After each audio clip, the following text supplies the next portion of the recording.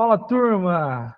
Sejam todos muito bem-vindos a mais um encontro aí do Em Tese. Tá? Nós vamos esperar aí um minutinho uma turma entrar e a gente já vai dar o início da nossa próxima tese de hoje.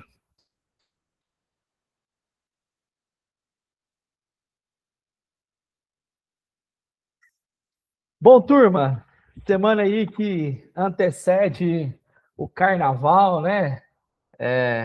Semana, imagino que também agitada por aí. Hoje a gente vai trazer o nosso Em Tese de hoje 12 modelos de negócios para empresas de serviço. Eu estou vendo aí que tem uma turma aqui mais antiga, tem um pessoal novo que está chegando também. Só para dar um reporte aqui geral para vocês, né? Para quem ainda não me conhece, meu nome é Michael. Eu sempre costumo dizer em todas as minhas apresentações, já virou um ritual aqui no Intese, né? Que antes de qualquer coisa, eu sou o pai da Helena e o esposo da Valesca.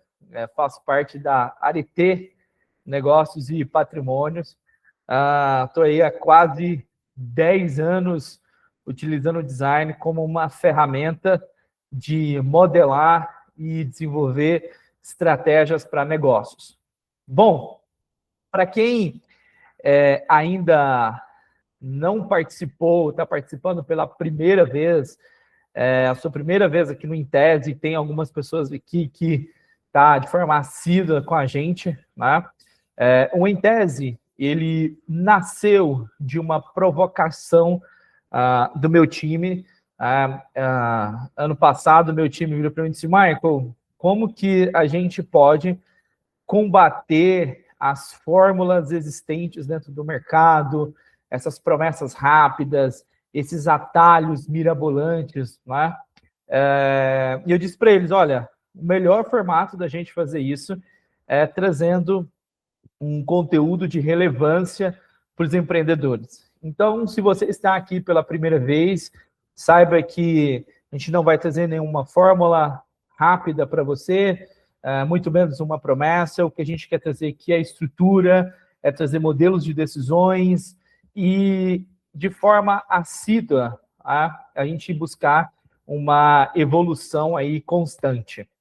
Bom, a cada encontro que a gente tem, né, eu trago uma tese de mercado e eu acabo debatendo sobre essas teses e depois eu recebo aí via Instagram, até mesmo a turma entrando em contato aí com o Pedro, que está aqui na nossa aula de hoje, manda algumas dúvidas e eu vou tirando essas dúvidas pós a aula. Perfeito. Então, dito isto, né, para a gente falar sobre modelos de negócios, tem algo que eu sempre costumo trazer, né, aqui dentro, que as pessoas procuram informações e procuram encontrar decisões de uma forma rápida e muitas vezes essas decisões elas são, na sua grande maioria das vezes, impensadas. E o fato dessas decisões elas serem impensadas, a gente acaba criando um modelo de empresa que, ao invés de trazer uma certa liberdade, ao invés de trazer uma certa lucratividade, nós acabamos entendendo que esses modelos eles vão se tornando uma prisão. Por quê? Porque existem algumas fórmulas muito básicas do mercado. Então, hoje eu estava participando, inclusive, de um café com alguns CEOs do mercado de alimentação e é tão fácil a gente conseguir perceber essas teses existentes no mercado, que é, poxa, se eu estou com um problema de faturamento, vamos vender mais, né? Poxa, se eu estou com um problema aqui operacional, vamos contratar mais gente? Enfim, e às vezes acaba que essas fórmulas elas são tão repetidas no mercado Porque o fato delas serem tão repetidas, elas acabam se tornando uma verdade absoluta. Mas o grande ponto que a gente sempre precisa lembrar aqui dentro é que o fato disso acontecer e de se tornar uma verdade absoluta, ela acaba tratando muitas vezes os sintomas e não, de fato, as causas existentes ali dentro dessas empresas. Não, de fato, os reais problemas existentes ali dentro. E o motivo por não tratar, de fato, esses reais problemas, eles acabam, ao invés de se tornar uma solução, gerando ainda mais problemas para nós. Bom, no fim do dia, como que a gente pode pensar muito bem isso? Criando, de fato, uma estrutura e um modelo de negócio que ele esteja alinhado com essa estrutura. Para isso, aqui dentro do escritório, a gente desenhou um framework para que a gente possa pensar em como construir modelos de negócios. O primeiro estágio dentro do nosso framework é uma pergunta que a gente precisa se fazer constantemente. É assim, você que está liderando uma empresa, você que é founder de uma empresa, você que é CEO de um negócio. Primeira coisa, esse desejo dentro do teu negócio, ele está alinhado? Você, internamente, consegue dizer o seguinte, olha, eu desejo isto para o meu negócio. Por isso, eu vou construir um modelo XYZ. A primeira coisa que a gente sempre tem que se perguntar é se nós estamos fazendo aquilo que realmente a gente quer. Qual é o nosso desejo? E o fato de, muitas vezes, essa pergunta não ser respondida, na grande maioria dos casos, faz com que se cria um formato de negócio que, com o passar do tempo, ao invés de ser um formato que você deseja estar ali dentro, você tem um efeito contrário. Você deseja sair, porque por algum momento aquilo, em alguma situação, te desagrada de uma forma tão grande que você para de ter o desejo de estar ali dentro daquele negócio. Eu disse para vocês aqui no início que hoje, ao participar aí do Café com CEOs, com alguns CEOs de mercado, um dos pontos que a gente mais debateu na mesa foi, de fato, esse olhar de qual é o desejo do fundador desta empresa. O que de fato eu quero para a minha vida? E quando a gente faz essa pergunta, ela é uma pergunta que é incômoda, porque só você pode responder ela, e ela também vai te cobrar essa decisão, ela vai ser cobrada no futuro. Porque no futuro você não pode dizer o seguinte, olha, hoje esse modelo que eu tenho era uma coisa que eu não queria. Pode ser que talvez hoje você não queira, mas lá no passado você pensou um modelo ao qual você de fato queria estar ali dentro. O segundo passo, e ele parece ser um passo muito óbvio, né, é você definir qual é o formato de mercado que você quer. Qual é o formato de mercado que eu quero? Uma vez que eu tenho esse desejo de fato estruturado, com quem eu quero trabalhar? Ou para quem eu quero trabalhar? Isso parece muito óbvio, porque vocês vão ver que quando a gente fala o seguinte, olha, você vai precisar escolher ou entre o mercado B2B, do B2C, ou um modelo híbrido, quer dizer, Michael, isso é uma coisa básica. Analise o mercado. Você vai descobrir que não é uma coisa básica. Vai descobrir que pode ser uma literatura básica. Mas na hora de começar a tomar as decisões, essas decisões, elas começam a gerar conflitos, por quê? Porque você está dizendo o seguinte, se eu escolhi A, eu estou escolhendo B. Poxa, mas B também tem dinheiro para comprar o meu serviço. B também, ele pode ser um meu potencial cliente. Tá, tudo bem. Mas na hora de você montar ali uma estrutura, de você modelar o teu negócio, isso vai precisar estar muito claro para você. Ou, o contrário, quando você começa a sofrer com as dores existentes daquele modelo, você começa sempre a olhar para o lado. Aí você começa a olhar o seguinte, pô, meu vizinho aqui, ele está atendendo o mercado X, E ele está faturando Y e eu não estou. Então, vamos migrar? E aí vai ser sempre aquela corrida dos ratos. Hoje eu estou num modelo, amanhã eu estou em outro, aí depois eu volto para aquele modelo, amanhã eu mudo de novo, e assim sucessivamente. E por último, que é a somatória desses desejos, você tem um mecanismo. Então você vai definir, tá, tudo bem, então eu sei o que eu quero para minha vida, eu agora sei com quem que eu quero trabalhar no mercado, qual que é o formato que eu vou trabalhar com essas pessoas. Esses 3 pilares, ora, alinhado, ali você tem um modelo sustentável de pelo menos médio prazo. Quando esses formatos eles não estão alinhados, você começa a ter crises constantes.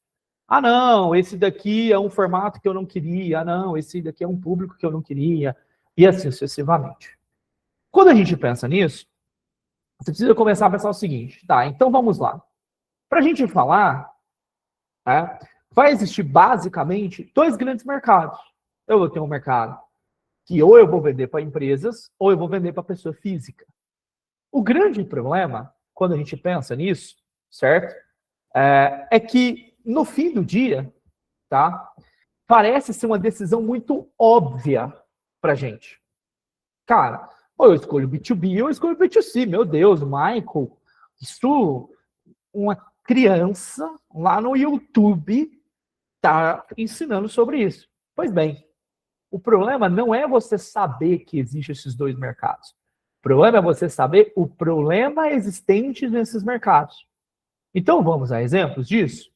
Por exemplo, existe um ponto grande negativo no mercado de venda para a empresa, é que a sua jornada de venda ela é longa. Ela não é uma jornada de venda curta, ela é uma jornada de venda longa. Se eu tenho uma jornada de venda longa, logo eu preciso ter caixa na minha empresa para suportar essa jornada de venda. Sabe o que acontece na prática? Na prática, as pessoas não se atentaram em um ponto negativo como esse. E aí, o que eles vão começar a fazer? Eles vão começar a ficar criando produto ou serviço mirabolante para tentar levantar um caixa rápido, para tentar sobreviver para o mês que vem. Ou seja, percebe que não é uma escolha óbvia eu escolher o mercado A ou o mercado B, como o contrário. Se você vai para um mercado de pessoa física, você tem ali um custo de aquisição de cliente muito alto. Por exemplo, vou voltar a citar o exemplo de hoje. Então, hoje, participando desse café, qual que era a maior reclamação? Pô, meu CAC ali dentro é um custo muito alto de aquisição. E vai continuar sendo alto esse custo de aquisição. Porque, vamos lá, se você vai rodar aí tráfego pago, certo? No mínimo, você vai ser taxado aí em 13%, só de imposto. Então, vamos imaginar, poxa, eu coloquei aqui, investi aqui 10 mil reais de mídia. Tá, de 10, você tira aí cento e poucos, aliás, você tira 1.000 e poucos reais, que já é imposto. Aí você tem mais o custo de validação. Aí você tem mais o custo de produzir o que vai ser rodado ali dentro. Ou seja, teu custo de aquisição ele passa a ser maior. E você tem uma volatilidade de consumo. Você sempre vai precisar trazer ali dentro produtos que que consiga atingir essa volatilidade de consumo. Mas vamos ao contrário? Vamos ao modelo B2B e trazer um outro exemplo? Você vai começar a perceber no mercado a alta dependência de poucos clientes. Você vai ter ali uma empresa que atende outras empresas. Você vai olhar o portfólio de clientes delas ali. Pô, o cara ali tem 50 clientes. Perfeito. 50 clientes ali dentro, ele vai ter ali 10. Vamos colocar aqui os top 10. Top 10. Se um desses caras cancela com ele, ou para de consumir dele, poxa, a estrutura começa a se abalar. Certo? Por quê? Porque você está ali trabalhando, contando que, pô, aquele cara ali, aquele grupo de 10 clientes, mantém minha operação aqui dentro rodando, bonitinha e assim por diante. Ou seja, o grande problema aqui, gente, não é você escolher o modelo A ou o modelo B. O grande problema aqui é você entender a consequência da sua escolha. Você entendeu o seguinte, olha, poxa, em um modelo, se eu tenho uma decisão longa, no outro eu vou ter uma decisão rápida. Tá, mas vai te custar mais caro. No outro, eu demoro mais, mas eu vou ter uma margem um pouco maior. Eu vou ter tickets mais elevados. Eu vou ter uma previsibilidade maior de caixa. E assim por diante. Então, ou seja, o que a gente precisa entender na prática aqui não é se você vai escolher o modelo B2B ou B2C. É você está preparado para as consequências dessa escolha? E por que eu sempre falo isso? Porque eu sempre, quem estava nas outras aulas aqui, ouviu eu dizer o seguinte, que é, na hora que você está modelando um negócio, está todo mundo disposto a tomar decisões. Só que quando você leva esse negócio para a prática, e você começa a aplicar isso na prática, isso começa a doer. Por quê? Porque agora você está sentindo, de fato, aquela decisão que você está tomando. Então, o segundo passo é você escolher, poxa, qual que é o mercado, de fato, o que eu quero ali dentro. Perfeito. Uma vez que você escolheu esse mercado, a gente precisa se atentar ao mecanismo. Qual que é os mecanismos existentes? E hoje eu vou trazer aqui para vocês 12 mecanismos existentes para que vocês consigam entender e olhar e dizer assim, poxa, o que é o melhor para o meu negócio ou para aquilo que eu quero para a minha vida? O primeiro mecanismo que a gente tem é aquele mecanismo sob demanda. É aquele formato de empresas que você vende uma expertise ali dentro, certo?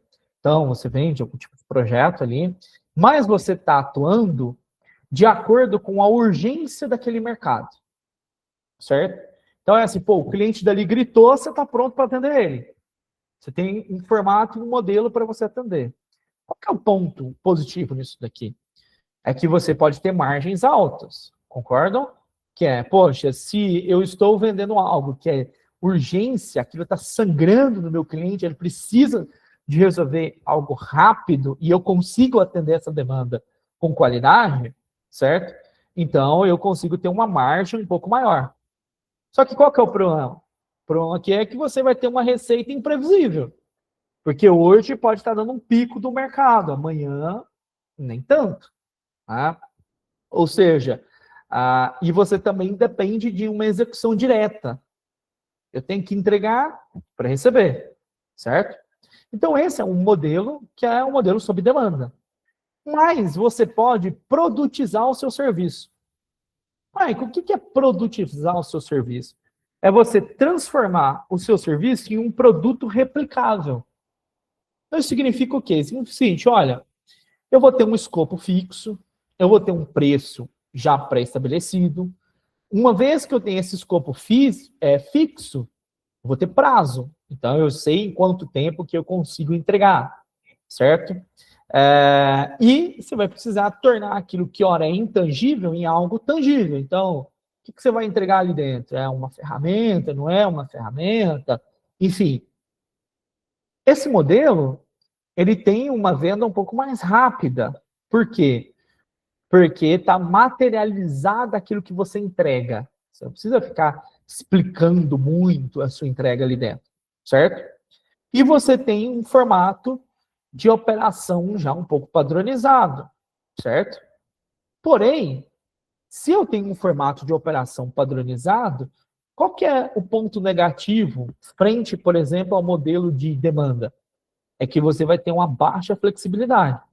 Porque se você já definiu previamente escopos, modelos de entregas, preço, prazo, não dá para você todo momento ficar adicionando ou tirando item ali dentro, certo?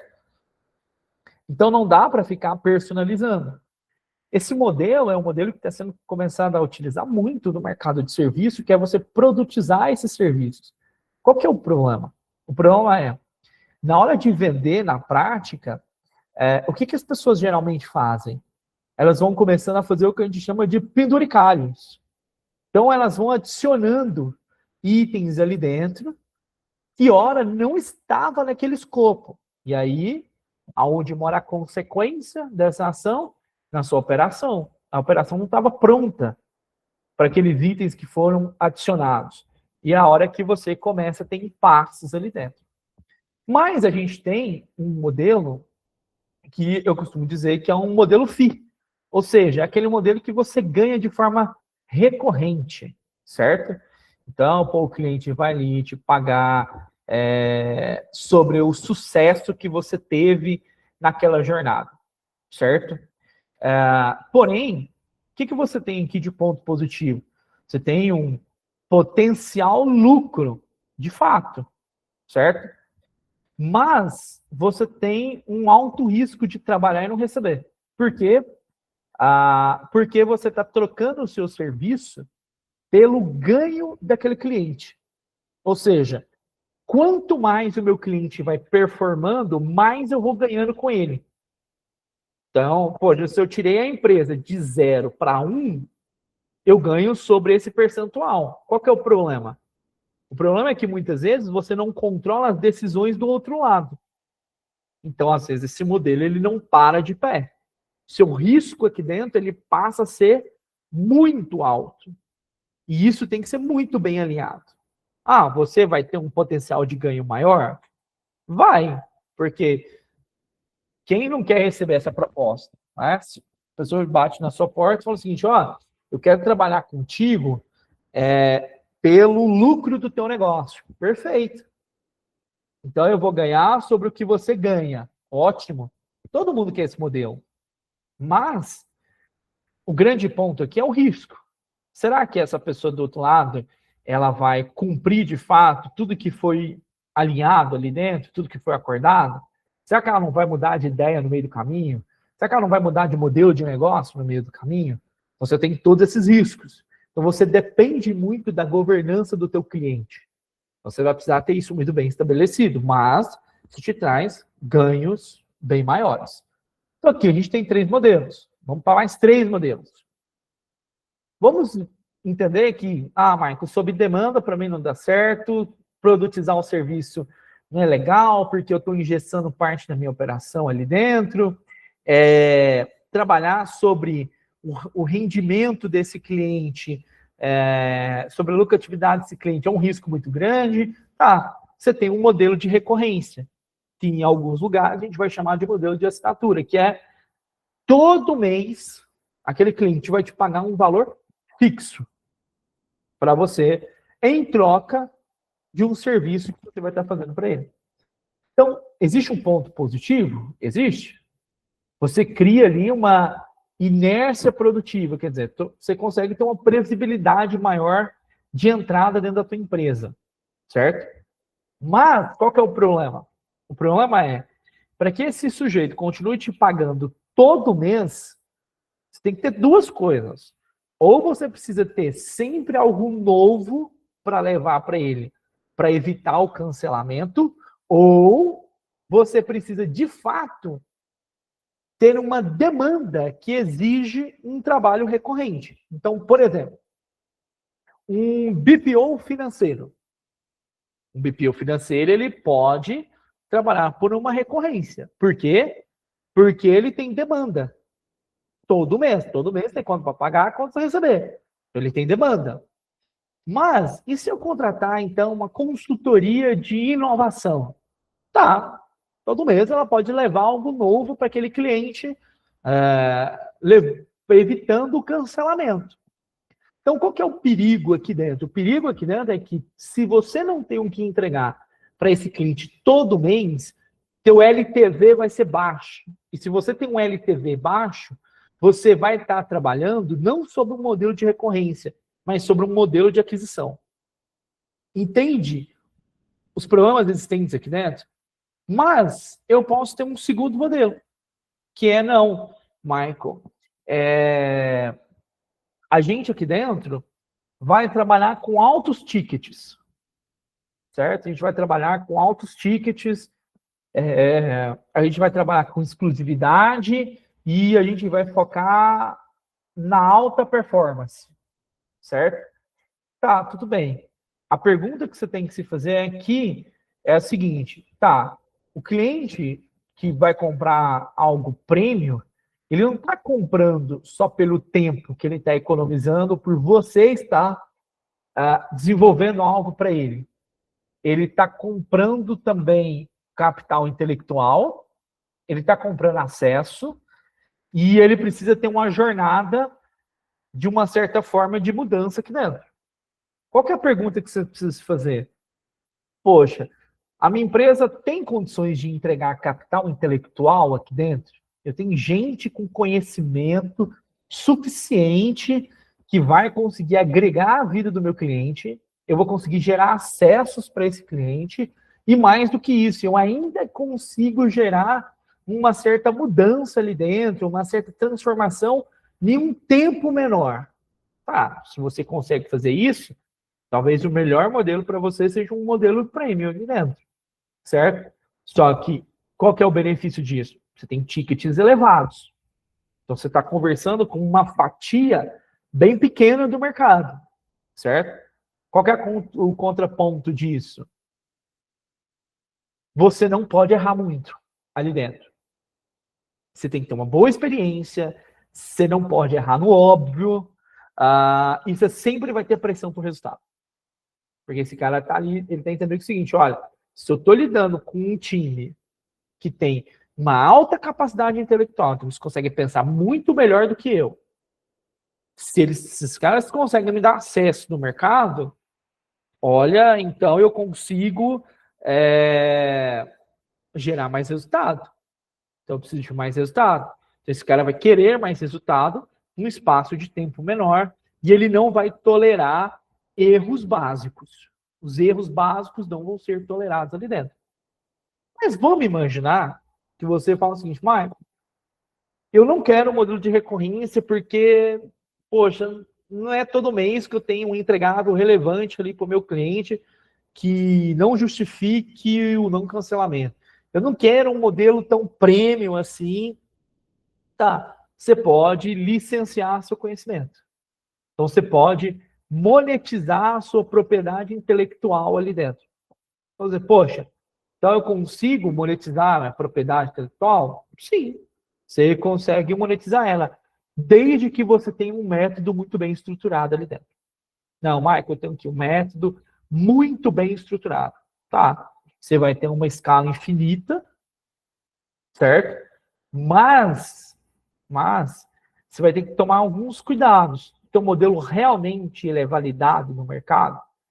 Ele realmente, as pessoas ao adquirirem esse conhecimento, eles de fato conseguem ter resultados relevantes no mercado? Se não, cara, você vai se igualar a um monte de gente existente aí que vende um método XPTO que vai gerar grandes mudanças. Então, você vai ter um grande problema ali dentro. E se o teu método funciona, de fato, qual que é o perigo que você tem? De outras pessoas replicarem teu método. Então, você precisa ter algo ali dentro que seja único, que seja teu. Que é tipo, olha, isso aqui não dá para ser replicável. Por mais que o mercado tente replicar, isso daqui não dá para ser replicável. Bom, dito tudo isso, pensando em tudo isso, né, a gente tem outros formatos. Eu tenho um formato de ser um agregador. Como que esse formato funciona, Michael? Você centraliza a demanda e da mesma forma que você centraliza a demanda, você também dá vazão para essa demanda. Essa semana, eu conversei com um engenheiro que ele faz exatamente, que ele usa exatamente esse modelo agregador. E eu achei fenomenal o formato que ele está operando. Que, de fato, ele está ali na parte de engenharia jurídica, basicamente. Ou seja, ele recebe uma demanda, essa demanda, ele gera essa demanda aqui dentro.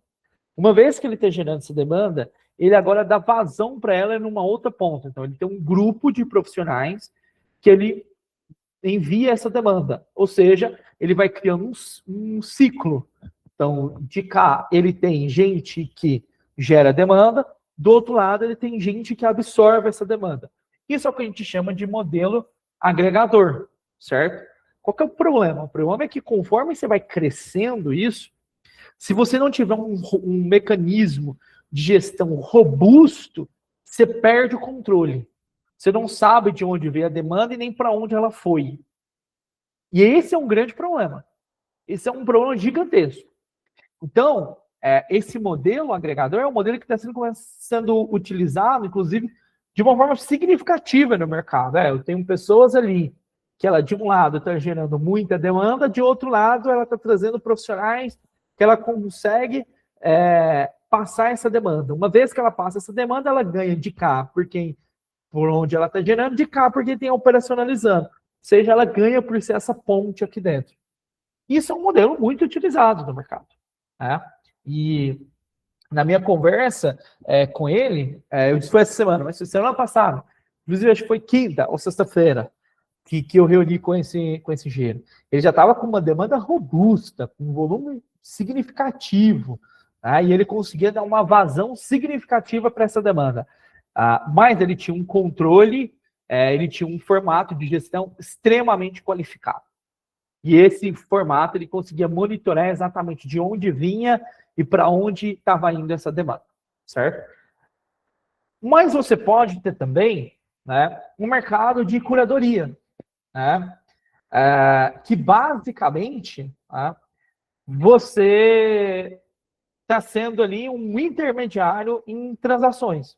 Isso significa o quê, Michael? Muita gente depende do processo de indicação, ou para contratar, ou para ser contratado. E esse modelo, esse conceito de indicação, ele é um modelo significativo no mercado. Só que existe um grande problema. Vocês concordam comigo que ninguém gosta do atravessador? O famoso atravessador, ninguém gosta dele. Então, em algum momento, uma das partes vai tentar te tirar dessa negociação. E aí você precisa encontrar uma forma de se blindar nesse processo. Esse é um modelo que a gente chama de curadoria. É aquele sujeito que faz uma curadoria de boas oportunidades no mercado, com bons profissionais do outro lado. A gente tem cliente aqui dentro do escritório que parte do que eles fazem está nesse formato de curadoria. Eles conseguem unir demanda existente no mercado, certo? Com profissionais. E eles vão ligando esses dois profissionais. Michael, qual que é a diferença entre o agregador e a curadoria? A diferença é que, no agregador, as empresas que contratam você para despachar a demanda, elas querem que você faça essa gestão dessa demanda. No modelo de curadoria, as empresas que contratam você para encontrar bons profissionais qualificados no mercado, ou boas empresas, elas simplesmente querem essa conexão. Elas não querem que você intermediando ali uma negociação ou algo assim do tipo. Em alguns casos isso acontece, mas na sua grande maioria não. Ela simplesmente quer que você conecte a ponta A com a ponta B. Uma vez que isso aconteceu, você ganha por esse processo. Só que você corre um sério risco de ficar fora desse jogo. Então você tem que ter regras muito bem estabelecidas e muito claras ali dentro. Mas você pode ter também um modelo de certificação. Que olha, Michael, ao invés de eu licenciar a minha metodologia, eu agora vou ser um certificador dela. Então você vai ter gente formando outras pessoas. Qual que é a diferença de licenciar teu conhecimento para uma certificação? Licenciar teu conhecimento, você já está vendendo para o cliente final. O cliente final ele já está consumindo direto a tua metodologia.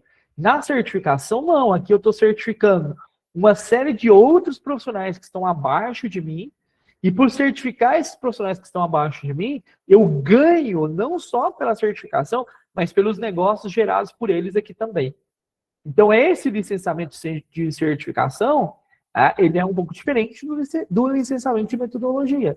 Mas, lembrando que ambos os casos, sejam de certificação, sejam de licenciamento de metodologia, isso precisa estar validado aqui dentro do mercado. E muito validado dentro do mercado. Isso vai te exigir uma extrema autoridade. Quando a gente pensa nisso, vamos então para os 3 últimos formatos existentes, né? A gente vai ter ali o famoso white label. O que é esse formato white label? É empresas terceiras que contratam você para executar a operação delas. Em resumo, é isso. Então, eu tenho aqui uma empresa que foi a mercado, certo? Ela levantou uma demanda, ela pega essa demanda, traz para você executar ela. Só que o cliente lá na ponta não está tendo contato com a operação. Ele nem sabe que às vezes você existe. Ele nem sabe que você foi quem executou aquele trabalho. Tá? O que isso acontece? Né? Qual que é o ponto positivo? Você, basicamente, você vai ter uma demanda constante, seu custo de aquisição vai ser zero. Porque você tem alguém tendo esse custo de aquisição. Tá? Mas você vai ter um outro problema, que chama o anonimato. Ninguém vai saber que foi você que executou aquela atividade. Certo? Porém, você vai ter uma margem geralmente mais apertada. Porque você concorda comigo que quem está vendendo teu serviço quer ganhar por ele também? E é justo porque ele está tendo um custo de vender teu serviço no mercado? Então você vai ter uma margem ali um pouco mais apertada. Certo? Mas você pode ter também, você pode vender a tua autoridade. Esse é um formato que hoje muita gente está utilizando ele. Qual que é o ponto importante? Se realmente tem essa autoridade, se realmente consegue gerar audiência, se realmente consegue ser um canal de aquisição ali dentro, se realmente consegue gerar alcance, tá? Se realmente tem uma validação social, não, eu tenho. Ótimo. Tá? Mas você tem um ponto negativo, que é a alta dependência de imagem pessoal. Né? Eu conheço, e a gente já teve aqui dentro do escritório, algumas empresas que iniciaram por esse caminho, né? De exposição pessoal primeiro. No formato de migração da imagem pessoal para o corporativo, ele tem um custo em algum momento. Tá? Eu migrar essa demanda, de eu ser o único gerador de demanda aqui dentro, para agora o meu negócio começar a gerar demanda e não depender tanto de mim, ele vai ter um custo ali dentro. Porém, é bem fato e bem óbvio que hoje se torna mais prático e mais fácil você crescer sua marca pessoal do que sua marca corporativa. Por uma razão muito óbvia, porque a audiência, ela, no final, ela prefere, de fato, lidar com pessoas existentes. Mas, em algum momento, essa autoridade vai precisar ser repassada para aquela empresa ao qual você faz enfim, você faz parte dela. Se ela depender exatamente de você amanhã, qualquer escolhado que você der, você afeta consideravelmente a receita do teu negócio. Então, esse é um ponto de atenção existente. E, por último, a gente vai ter ali o formato de afiliados. Né? Então, você vai se tornando ali um conselheiro, tá? Com algumas ferramentas essenciais que você vai liberar para esses afiliados. Os afiliados eles vão comprar de você esse acesso do mercado e esse atalho operacional ali dentro, porque eles vão ter sempre você para se recorrer, certo? Você vai ter uma receita passiva, obviamente, ali dentro. Porém, se aquilo que você está sendo repassado ela não funciona na prática, você tem um caos enorme operacionalmente. E o sujeito vai vir aqui comprar algo de você e diz o seguinte, olha, estou comprando algo que esse sujeito diz que tem e que é bom, mas na prática não está funcionando muito bem aqui. Ou, pelo contrário, aqui, nesse modelo de afiliado, você também está comprando a autoridade existente daquele negócio. Michael, então qual que é a diferença do modelo de afiliado, do de certificação, para o de licenciamento? Beleza, o licenciamento, você está licenciando só sua metodologia. Você tem que partir do pressuposto que qualquer pessoa que usar a tua metodologia, ela funcione. A certificação, eu não só estou licenciando a metodologia, como eu estou qualificando essa pessoa. Só que no modelo de afiliado, eu estou liberando ele utilizar a minha metodologia, estou qualificando ele e estou dizendo o seguinte, agora você vai ter uma marca robusta que vai te atestar você aqui dentro do mercado. Isso é um modelo de afiliado. Então, você tem uma marca robusta onde você pode vender esse produto aqui dentro, ou esse serviço, que a gente está aqui não só para te dar todo o suporte existente, como você também vai ter a nossa reputação no mercado. O grande problema existente aqui dentro é que esses dois itens falham.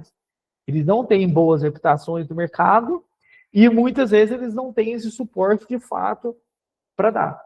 Ou seja, percebe que existem diversos caminhos. Diversos caminhos. E esses caminhos, a gente não tem o certo ou errado, a gente tem uma escolha pessoal, onde vocês podem escolher aquilo que vocês de fato querem. Mas para isso, vocês precisam estar muito bem alinhados com as demandas existentes. Porque no fim do dia, turma, serviço sem modelo, ele de fato vai virando uma prisão para você ali dentro. Então, você não tem mais final de semana, poxa, não tem mais feriado, o negócio depende muito de você, teu time está vendendo uma coisa, tua operação está entregando outra, você tem uma série de atritos com o cliente, e aquilo, obviamente, vai te gerando uma série de insatisfações. Então, o que a gente precisa fazer? A gente precisa repensar. Será que a gente está usando o modelo correto? Será que aquilo que eu quero, o que eu desejo para o meu negócio, está alinhado com o modelo existente no mercado? Então, o ponto que a gente sempre precisa lembrar aqui dentro é se está gerando um certo encaixe. Está encaixando as coisas? Eu estou conseguindo encaixar o serviço, aquilo que eu quero, de fato, com aquilo que eu quero entregar para o mercado? Esse encaixe está gerando crescimento? E para não só ficar nesse ponto que eu trouxe para vocês aqui, deixa eu compartilhar com vocês uma ferramenta que, inclusive, Pedro, quando a gente terminar a aula aqui, você pode disponibilizar para a turma essa ferramenta. A gente fez aqui uma ferramenta para te ajudar nas suas decisões. Tá? Lembrando que, eu acho que até ontem o Pedro mandou um vídeo para vocês, que é o seguinte, olha, a gente não... Você precisa colocar teu nome, teu e-mail, isso daqui é anônimo, então eu não sei qual é a simulação que você está fazendo aqui dentro. Tá? Então, fique extremamente à vontade. Bom, a gente desenvolveu uma ferramenta aqui usando IA, certo?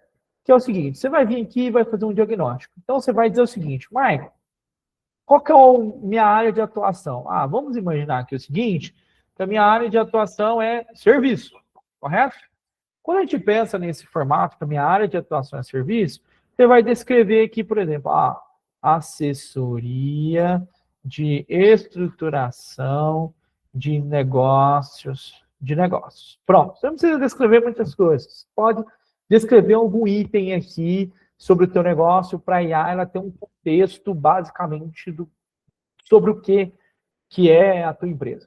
Uma vez que você fez isso, você vai dizer o seguinte, olha, quem que eu quero aqui dentro? Não, eu quero B2B. Então, eu quero um modelo de venda direta para empresas. Perfeito.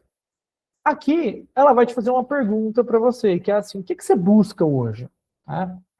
O que você queria ter para o teu negócio aí? Então, vamos imaginar que a pessoa que esteja respondendo, ela quer liberdade. Eu quero trabalhar com alta margem e, poxa, eu não quero ter muito esforço aqui dentro. Perfeito. Uma vez que você fez isso, a gente tem aqui dentro um modelo, certo? Dentro você vai escolher o seguinte, o que eu quero? Eu quero ter uma empresa robusta? Quero ter gente, mas não. Quer ter uma operação aqui reduzida, enxuta. Vamos pensar que a pessoa que está respondendo isso aqui quer ter uma empresa robusta. Não, quer ter gente, quer ter time, quer ter escala, mas eu não quero estar preso no operacional. Perfeito. Aqui você vai explicar o que você entrega na prática. O que você está entregando? Você está entregando uma execução técnica, uma direção estratégica. Vamos colocar aqui uma execução técnica, certo? E aqui ele explica o que seria cada um desses itens. Ok. Depois disso tudo, ele vai te fazer uma última pergunta. Ele vai falar o seguinte, se você pudesse analisar teu negócio hoje, qual é o teu problema aqui dentro? Então, vamos imaginar que o problema do sujeito que está fazendo essa simulação aqui é um problema de produto. Não, eu não sei explicar muito bem. Então, perfeito. Uma vez que você fez isso, ele vai fazer uma combinação entre o seu desejo, aquilo que você quer, com o formato de empresa que você quer e com a necessidade que você tem. Então, ele faz essas combinações.